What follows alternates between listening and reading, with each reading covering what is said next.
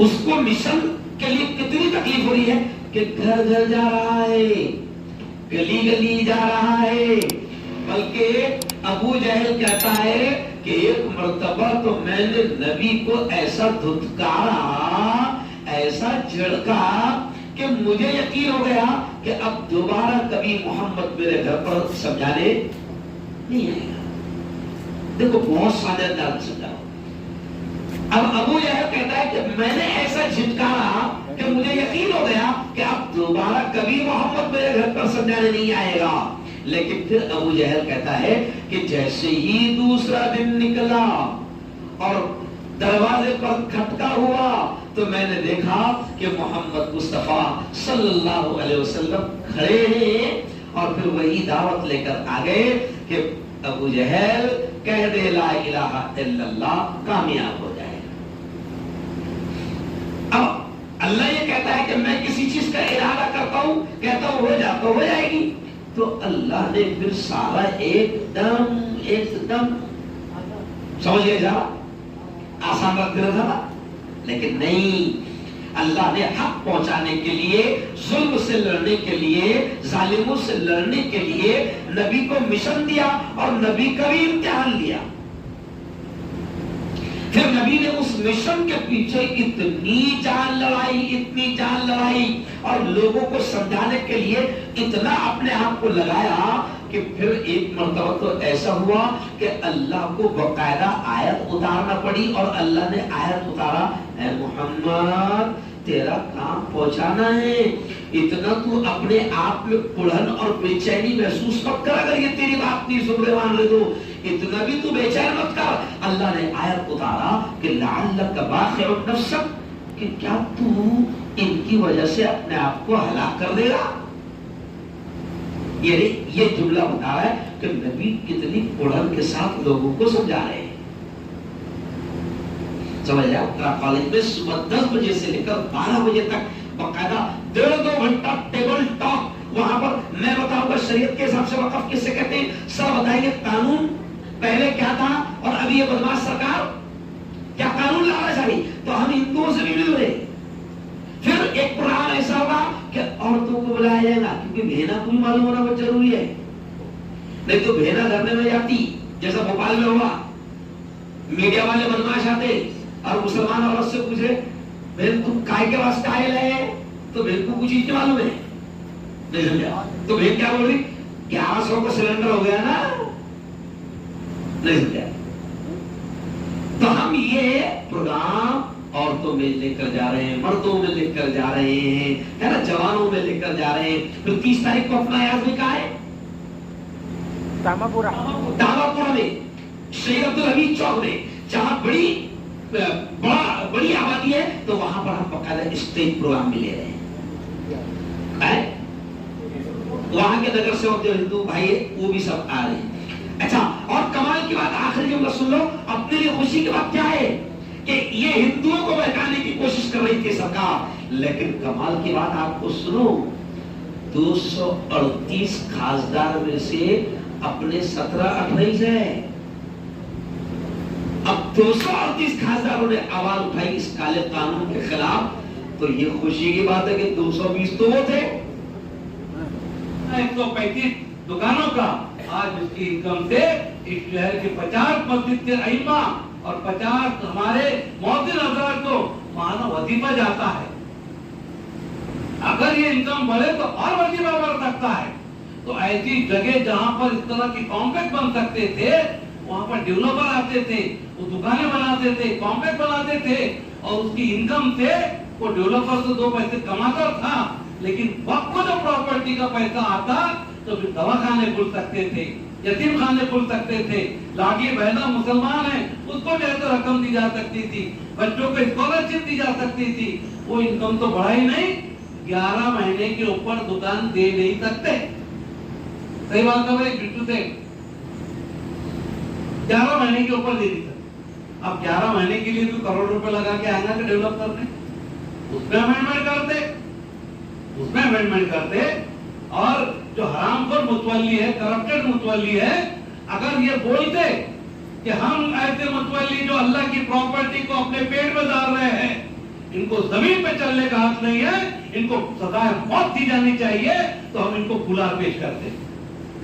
एक इन्होंने उल्टा कर दिया। हमारी जो लड़ाई है, जहां वक्त के अंदर जो इन्होंने घुसकर इसको कमजोर किया और मुसलमानों की प्रॉपर्टी को इनकी गलत निगाहें जो देख रही है, बकौल मुफ्ती हारून नकवी साहब के पूरे मुल्क को बेच डाले, रेलवे बेच डाले, एयरपोर्ट बेच डाले, हवाई जहाज बेच डाले, सब बेच डाले। अब इनके पास कुछ नहीं है तो मियाओं की जगह ढूंढ के बैठी है, तो उसको बेचने की तैयारी कर रही। वक्त बाय यूजर, यानी ऐसा वक्त की जमीन जो हमारे किसी बुजुर्गों ने हमको दी है और हम सैकड़ों साल से उसको इस्तेमाल कर रहे हैं कब्रिस्तान के लिए, ईदगाह के लिए।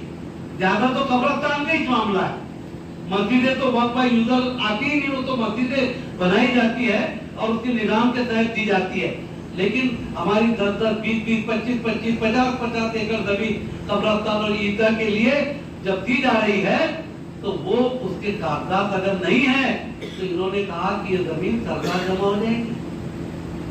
अब समझे, वक्त बाय यूजर बहुत पेचीदा मसला है। दुआ कीजिए मस्जिद में अल्लाह इसका रास्ता निकाले, और जो हमारे चीफ जस्टिस ऑफ इंडिया है, अल्लाह उनके कलम से हमको इंसाफ दिला दे। वक्त बाय यूजर, आप ये मदरसा यूज कर रहे हैं, 100 साल से यूज कर रहे हैं, अगर कागज पत्थर नहीं है तो क्या मदरसे को निकाल के यहाँ पर कॉम्प्लेक्स बनाएगा कोई? अगर किसी ने हमको डोनेट किया है और वो जमीन पर आपने कब्रिस्तान और ईदगाह बनाई है, तो क्या सरकार लेकर उस कब्रिस्तान को बंद करके उसके मुर्दों को निकाल के दूसरी नहर में डालेगी? उसका इस्तेमाल कैसे बदलेगा? ये सवाल है, क्वेश्चन बात। कल गैरों को समझाना भी, उनको बोला उन्होंने, मियां भैया का जहां रखे हाथ वक्फ की जमीन हो गई। अरे वक्फ की जमीन हाथ रखने से बाप का माला हो जाएगी? लेकिन एक नैरेटिव कि ये जहां हाथ रखते थे वक्फ की हो जाए।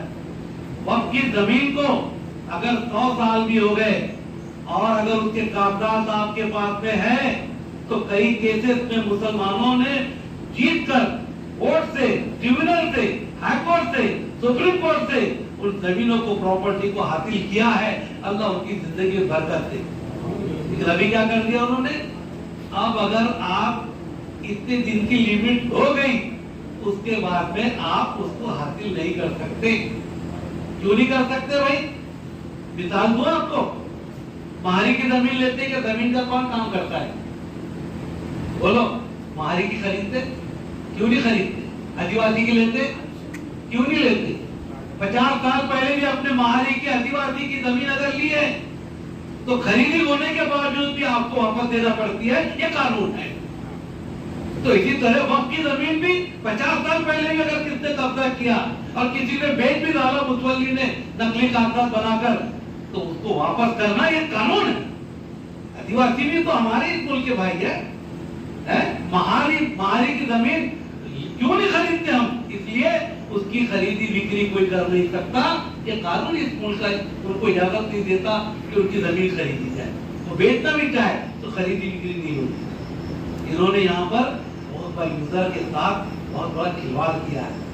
और मेरे जैसा छोटा सा इंसान, हमने बड़े लोगों के कान में डाला कि एक तरफ देख लो, 100-200 साल से बाप दादाओं की, अपनी पुरखों की जमीन पर हम अपनी कब्रें गाड़ रहे हैं, हमारे बुजुर्ग लेटे हैं, ईदगाह को इस्तेमाल कर रहे हैं, हर साल 2 नमाजें पढ़ रहे हैं। 100-200 साल की जमीन को तुम सरकार से वापस ले रहे कि तुम्हारे पास कागज पत्थर नहीं है, और 12 साल तक लिमिटेशन एक्ट लगा के ये कानून बना दिया अभी कि 12 साल से जिसके कब्जे में वक्त की जमीन है उसका, अरे जुम्मा 8 दिन ही हुए, म्हणजे 12 साल तक कब्जे में है तुम्हारे जमीन, तो तुम्हारे लिए उसके मालकाना हक के लिए दरवाजे खोल दिए। और 100-200 साल से पूरा समाज जिस चीज को वापर रहा, आप बोलते हैं कि वापस ले लेंगे, कागज पत्थर नहीं है। अरे भाई, उस जमाने में हमारे बुजुर्गों ने, मुस्लिम हिंदू राजाओं ने, मुगलों ने हिंदुओं को, मुसलमानों को, टीपू सुल्तान रहमतुल्लाह अलैह ने 125 मंदिरों का जगह दिए। तो कोई ऐसा करारनामा, बैनामा होता है क्या? कोई ऐसा करारनामा होता है कि 100 रुपए के स्टैम्प पे लिख के दो, राजा ने बोल दिया दे दिया, दे दिया। राजा ने बोल दिया कि इस काम के लिए ले लो, ले लिए। तो ये सारी चीजें बहुत अहमियत रखती है। यानी कानून कैसे बना रहे, एक तरफ 100-200 साल वाले कब्जे के लोगों के पास से जमीन वापस, तुम्हारे पास कागजात नहीं है, और 12 साल जिसके ताबे में है एंटीलिया वाला अंबानी, उसको बोले देखो ये दे दी। आप समझ रहे ये कानून क्यों बना, उनका आपस में कानून टकरा कि जो मुतवल्ली या जिम्मेदार हजरात अगर मस्जिद मदरसे की हमारी इबादत गाह की या पब्लिक प्रॉपर्टी में कुछ अगर गड़बड़ करते हैं, घोटाला करते हैं, भ्रष्टाचार करते हैं, तो जितना बड़ा उनका गुनाह होता था उतना बड़ा उन पे नॉन पेरेबल गुनाह दाखिल होता था, उनको सजा लगती थी। और बहुत से में हमने ये भी देखा है कि वो अंडर ट्रायल गुनाह चला है, यानी कि जब तक वो बाहर नहीं आएगा तब तक उसका निकाल नहीं लगेगा, ऐसा वो गुनाह था, नॉन पेरेबल था। अब इस गवर्नमेंट ने क्या किया है, कितना मजबूत कर आप देख लीजिए कि जो नॉन पेरेबल वारंट का इशू होता था, नॉन पेरेबल गुनाह यानी अजामीन पात्र जिसमें जामीन नहीं होती, इस गवर्नमेंट ने उसको भी अवेलेबल कर दिया है। अब ये मजबूत हो गए कमजोर, में आपसे पूछता हूँ कमजोर होना है, यानी अब इनका ऐसा बोलना है चोर चोर मौसेरे भाई, यानी हम लोग प्रॉपर्टी बेच के खा रहे हैं, आप भी खाओ, यानी वक्त के कायदे को उन्होंने पूरा यहाँ पर कमजोर कर दिया है।